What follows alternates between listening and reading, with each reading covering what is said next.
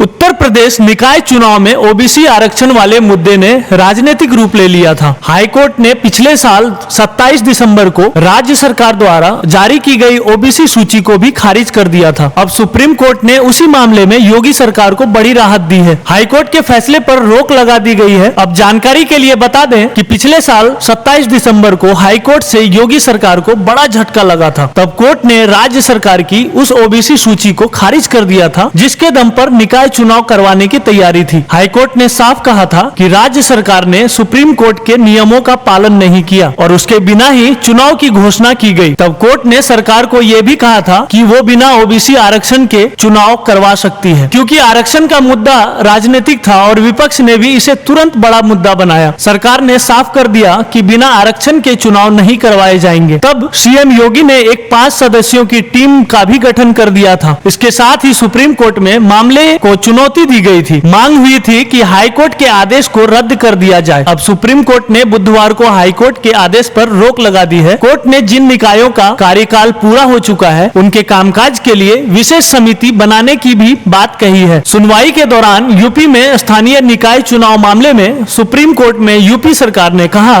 राज्य में डिलिमिटेशन की प्रक्रिया 3 महीने में पूरी कर लेंगे। इस पर कोर्ट ने 2 टूक कहा है कि 3 महीने का समय बहुत लंबा है। यूपी सरकार ने कहा कि कमीशन के अध्यक्ष नियुक्त किए गए जज साहब से पूछकर बताना होगा कि कम से कम कितने समय में इसको पूरा किया जा सकता है। एसजी ने जजमेंट का हवाला देते हुए कहा कि 3 महीनों के लिए 3 सदस्यों की कमेटी बनाकर एडमिन के अलावा काम को जारी रखा जा सकता है। अब इस मामले में निकाय चुनाव से ज्यादा जरूरी ओबीसी आरक्षण का मुद्दा बन गया है। उत्तर प्रदेश में ये ओबीसी वर्ग बड़ी संख्या में है। 2014 के बाद से इसने बीजेपी को दोनों लोकसभा और विधानसभा चुनाव में खुलकर वोट भी किया है। ऐसे में अब आरक्षण मुद्दे को लेकर योगी सरकार कोई जोखिम लेना नहीं चाहती है। इसी वजह से मामले को सुप्रीम कोर्ट में चुनौती दी गई और अब वहां से भी राहत मिल गई है। Bureau report, new India headlines.